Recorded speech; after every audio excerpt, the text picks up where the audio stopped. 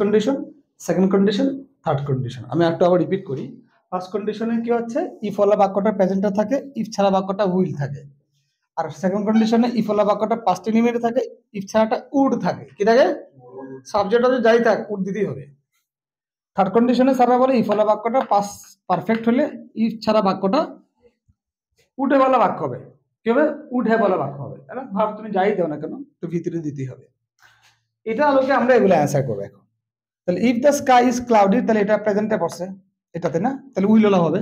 If the sky is cloudy I will go, or I will not go, according to the meaning দিবা, তাই না?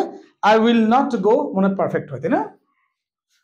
If I had seen him, তার মানে এটা এখানে যাচ্ছে, had past perfect থাকলে would have দিতে হবে। তাহলে if I had seen him, যাই দাও would have থাকতে হবে। I would have called him, I would have helped him, I would have gone with him, খেলে তো ভিতরে দিবা একটা ভার্ব, ঠিক আছে?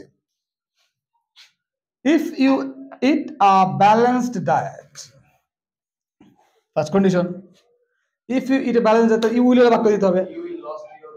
তাহলে if you eat a balanced diet, you may or will lose your lose present from the base from দিতে হবে।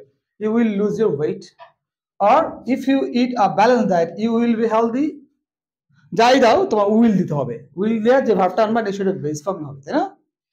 ওকে। if we invest, প্রেজেন্ট তোমার first condition, if we invest in education, যদি আমরা শিক্ষায় ইনভেস্ট করি, we will, অনেক বড় বাক্য লেখা যায়, খেলাতে উইল দেবে।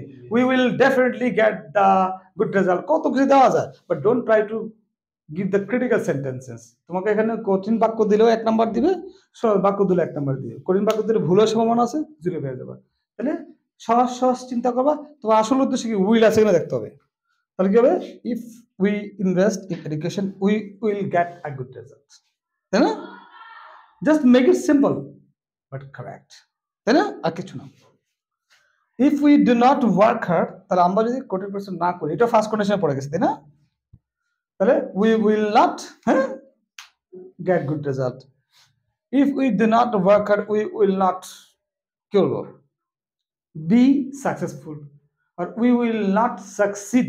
succeed কিন্তু verb, succeed succeed verb। anyway, if we follow first condition, follow the rules of health, we will get a good health, তাই না? তাহলে এখানে যাই দাও উইল, মে বা ক্যান দিয়ে আনতে হবে। তাহলে ফার্স্ট এই কন্ডিশনাল সেন্টেন্স যা আছে এগুলো যদি কোনো ধরনের কখনো কমপ্লিট সেন্টেন্স আসে নিশ্চয়ই আমরা পারবো, তাই না? First condition, second condition, third condition, structure মুখস্থ করার দরকার নাই, শুধু মনে রাখতে হবে ইফ হলে বাক্য প্রেজেন্ট, তাহলে ইফ ছাড়া বাক্যটা কি হবে? উইল হলে হবে। কি হবে? উইল হলে।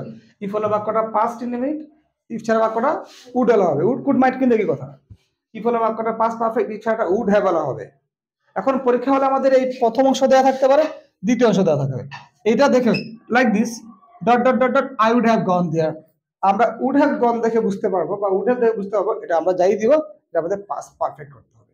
তার মানে এখানে যে সেন্টেন্সগুলো দেওয়া আছে সামনে, পরীক্ষা হলে হইতে পারে যে আমাদের উত্তর দেওয়া আছে, প্রশ্ন দেওয়া নেই।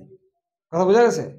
এখন যে কন্ডিশনাল সেন্টেন্সগুলো পাবো করতে হবে না, তাহলে দাঁড়াও বন্ধ করবো। আচ্ছা আসলে করতে